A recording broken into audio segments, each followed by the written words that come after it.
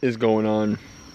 Let me look at bring up the data. Wednesday, September 18th, 5:44 p.m. It's a day off from work. Different scenery, and we are not walking. Today the knee was not feeling, the leg was not feeling it. Like I said, we're changing up the format a bit, so let's try and think of a name. Something, maybe Active Pod, the Active Podcast. Let's get Active Pod, Active Talk, Active, I don't know, I gotta figure it out still, but this is more just, realize that this is more of a documentation or recording of my journey, so I think that's really what I want to revolve this channel around. But I wanted to talk about a topic that really caught my interest, and that is asking the hard questions. What does that mean? And what does that correlate to? I just had a tough conversation with a close person to me, and I added some tough questions to that person. And I think people are too afraid nowadays to ask tough questions, but it really does get you answers, and it really gets people to think. It gets you to think. And these tough questions can range, on a scale depending on what the topic is. And I think it's very important for you to ask the hard questions, or the skill to ask hard questions, because you get true answers and you create realizations not only for the person but for yourself as well.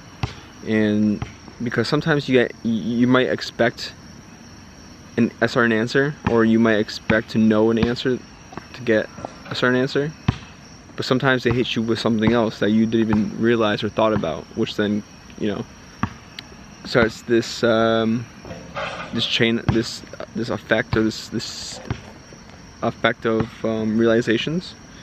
But I think starting to ask hard questions then makes it easier for you to point out or see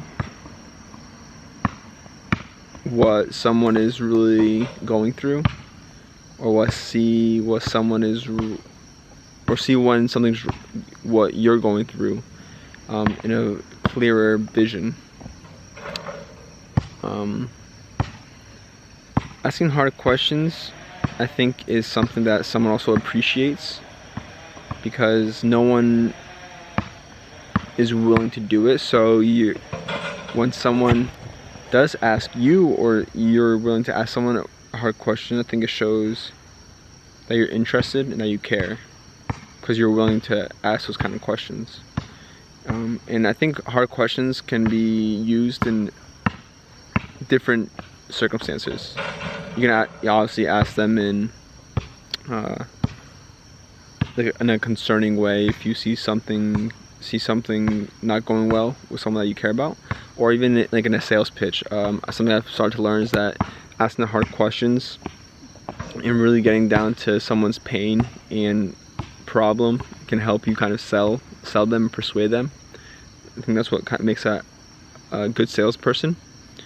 But yeah, asking hard questions reveals a lot of truth, uncovers a lot of, I would say, insecurities and pain that someone doesn't really want to talk about. But once you uncover those types of details, it kind of helps get a quicker answer or a quicker solution. And I don't think it's necessary to have quick solutions or quick answers, but it helps solve the problem. It really does. And that's something I'm really trying to learn. And I think you can't just ask tough questions without being able to ask it correctly.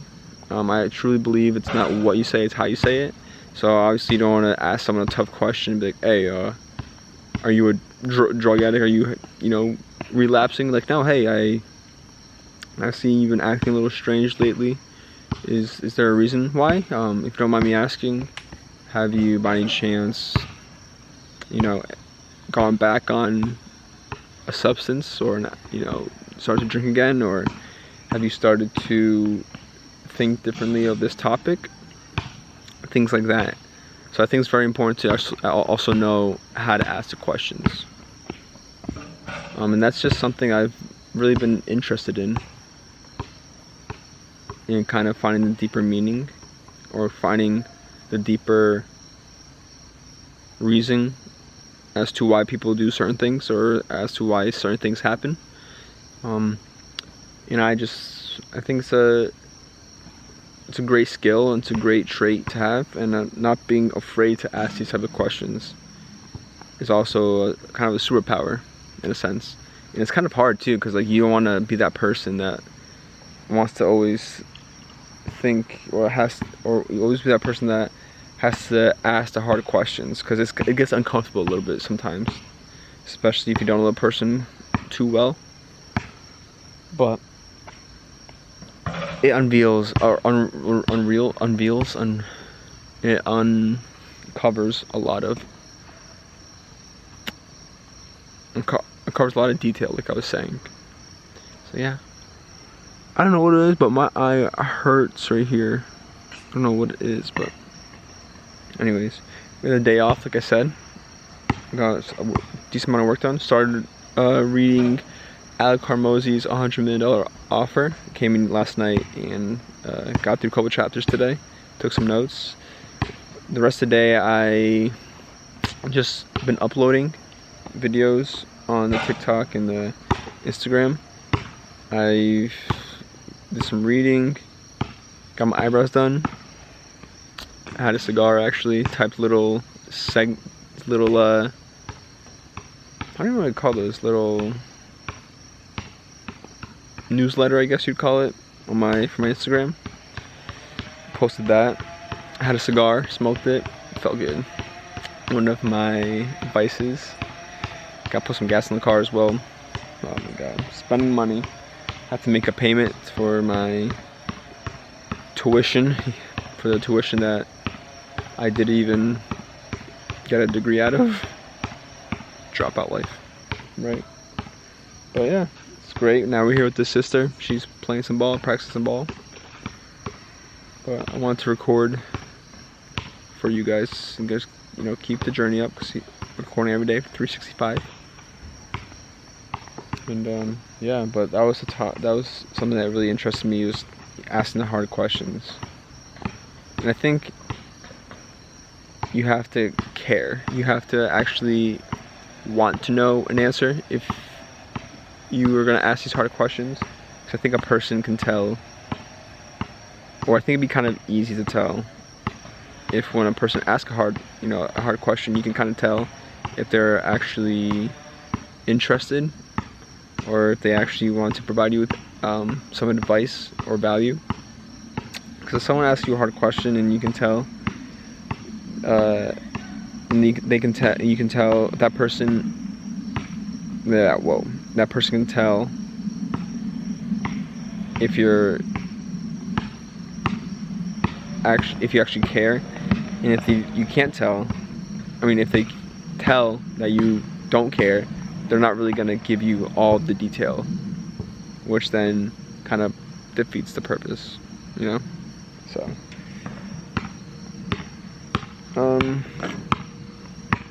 yeah, so it was a good day off.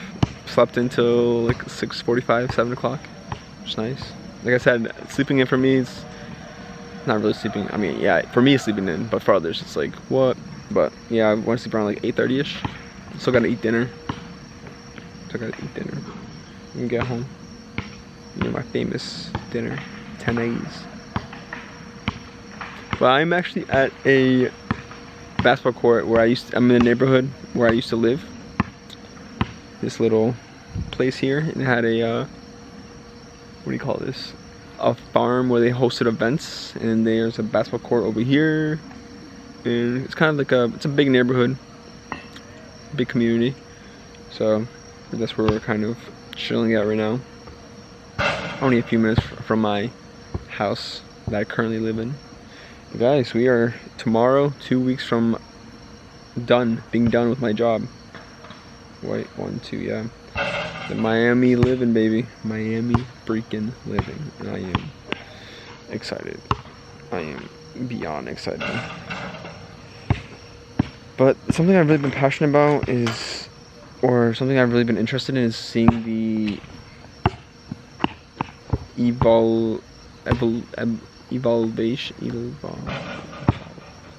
the growth.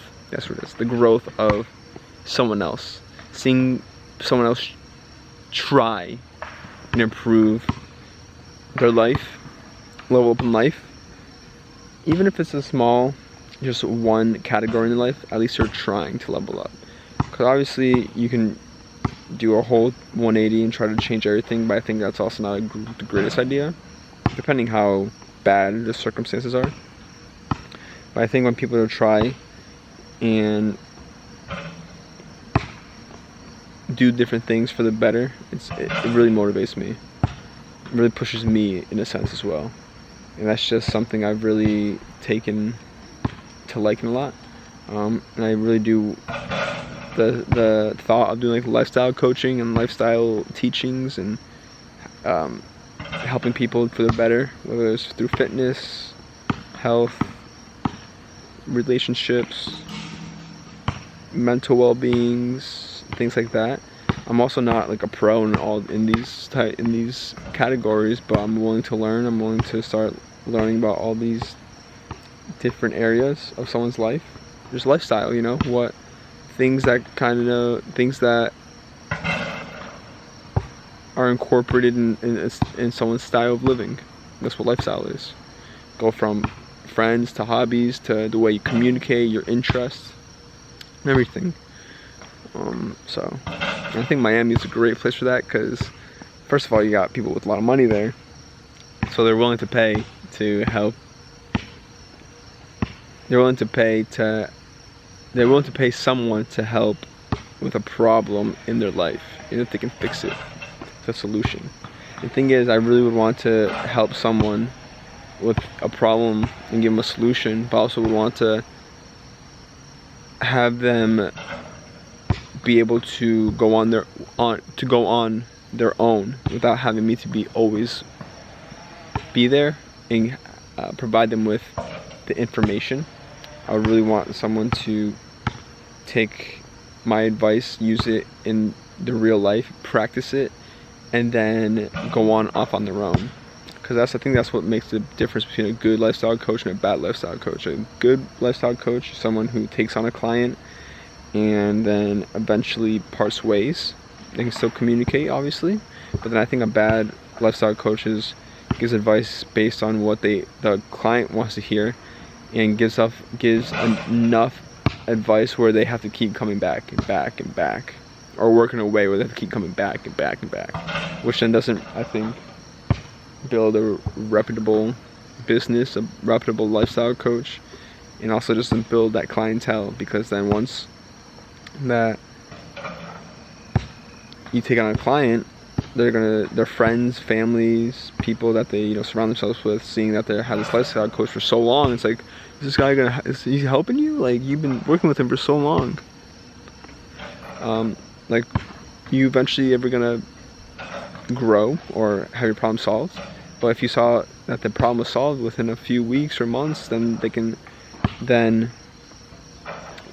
start to give you referrals and refer you to more people, which then gives you more clients, which then builds your business and your brand and cool things, guys. Cool things.